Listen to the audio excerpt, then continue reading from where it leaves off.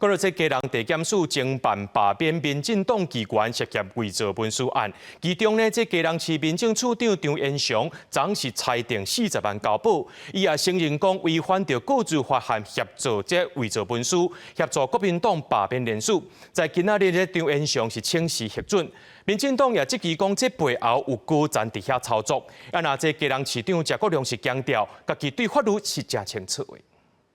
全台大罢免摊销，那也以罢制罢要罢免民进党基隆市议员郑文定甲刘志豪所假伫涉嫌伪造文书案，检方侦办基隆市民政处长张延祥，亲像非法利用行政系统构筑协助罢免议员的联署，并也质疑有更较高层的主管涉入在内。在谢国良市长主政之下，为台湾的地方制度史、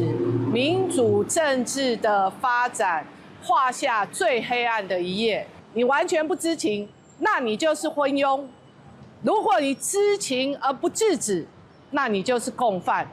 对于一些刑法的构成要件，我是相当清楚而且谨慎。伪造文书罪，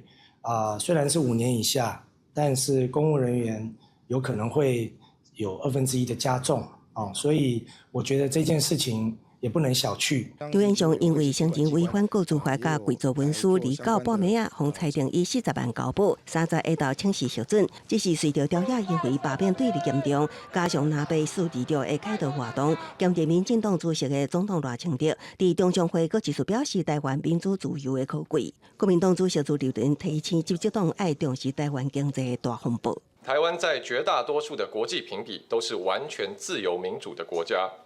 黑的讲久了不会变成白的，但是仍然有可能会因此混淆视听。执政党有责任把事实、把道理讲清楚、说明白。放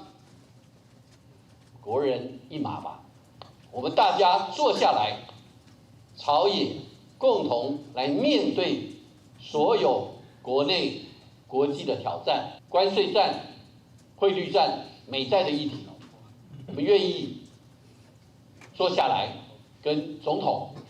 来共商国事。朱立伦表示，6月恐惊会面临美债危机，同款为应应国际经贸局势，赖清德呼吁朝野支持行政院4100亿特别条例，那支持出口产业也稳定民生物价。公视新闻采访报道。